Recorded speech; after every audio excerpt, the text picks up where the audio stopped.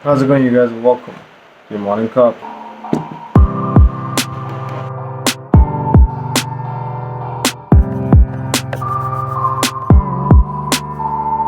Now, we start today off with something that we have to openly address, and that is the fact that the military coup has gotten out of hand to the point in which open firing of live rounds is being a common occurrence in Myanmar. What we understand today is the fact that the 28th of February marks the darkest day in the coup's history because of the sheer amount of lives that were lost. The coup has been going on for months now.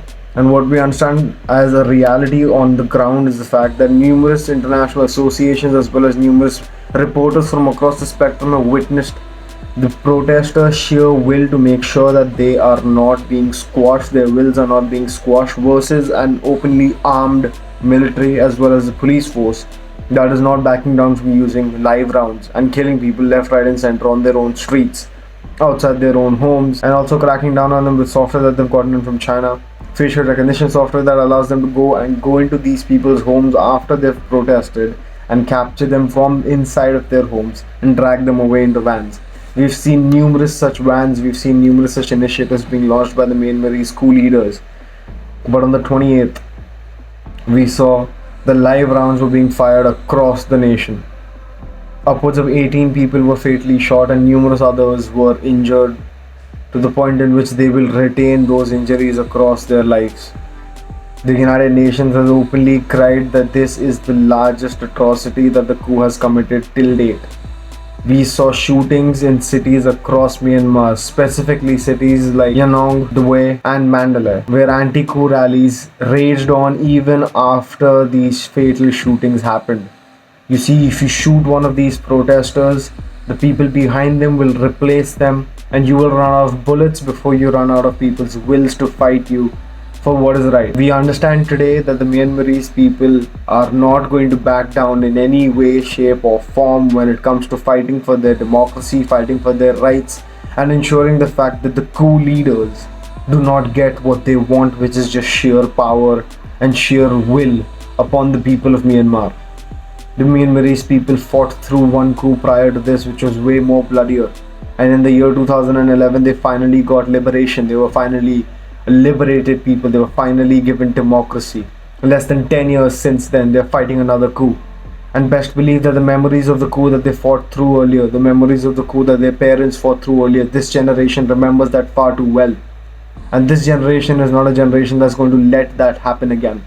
They will lay down their lives, they will lay down every single bit of their being, but they will not let the coup leaders succeed in their attempts to blatantly misuse the powers that the Myanmarese army has to run amok and kill as many people as they possibly can, to send a message that the rest of the people and the rest of the nation should align behind the country's leaders, which are now the military powers supposedly. The jailing and the illegal detention of Aung San Suu Kyi is still in an international court of law, an illegal thing. The United Nations Human Rights Council has openly dictated the fact that this is not by any means acceptable. The United States has slapped numerous sanctions on the Myanmarese coup leaders, but now has openly dictated the fact that it is considering more sustainable actions, thereby further speculations rising that the United States might actually have to get boots on the ground. And if it does get boots on the ground, we're looking at something that the United States has never done in the public limelight. Of course, the United States has done numerous such attempts prior to the Myanmarese coup itself by making sure that it's got counterinsurgency groups that indulge themselves into the entire protest ensemble and blend in and do the needful. But now, in the limelight, the United States might have to take some drastic steps that is never accepted, but are very much necessary. Being the only superpower in the world that it has for a fact ascertained that China, that is openly backing the Myanmarese coup, can do nothing too, even if Myanmar tries to do anything and asks for China for intervention when it comes to the United States efforts to breach and make sure that the coup leaders are detained. We are looking at something that we have never witnessed before. A brewing ground for civil war, if you will. And arming the civilians is not an option. We cannot by no means go and boast about the fact that violence is the answer, because it never is. Peaceful protesters need to be staying on, peaceful protests need to be staying on, and the pressure that's building on needs to continue to build on. But what we do understand is the loss of life and the blatant misuse of power and the blatant use of live rounds at people that are merely asking for their rights back is by no means acceptable as well. The coup leaders sitting in their lavish palaces are merely asking people to be shot left, right, and center while they enjoy lavishness, the likes of which are common across the dictatorship's threshold. The United Nations Human Rights Council also confirmed the fact that 18 people were fatally shot on the 20th of February, along with 30 other people being wounded beyond recovery. That means that they will sustain that injury throughout their life. Whatever be the case, we understand the fact that across the spectrum, the United Nations Human Rights Council has bombarded with numerous such instances wherein reports are flying in and nothing is being done on the other side. In Yangon, largest city in Myanmar, we saw that 4 people were fatally shot in the front lines of the protests, while numerous others were injured with stun grenades as well as tear gases that were just shot out of high-powered weaponry into the crowds.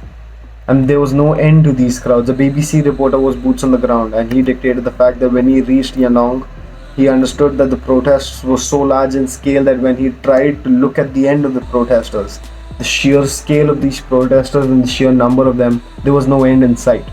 There was lines and lines of people behind one another.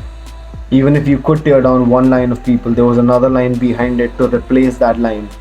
Even though they were blatantly understanding the fact that there was live rounds being shot at them.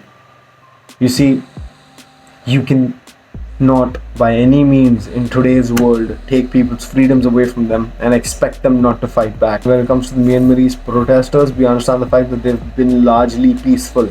Yes, a lot of protesters have gotten violent time and time again, but they've not gotten violent against the military or gotten violent against the police. They've instead gotten violent against the government buildings, if you will. They've set fire to a few buses, if you will.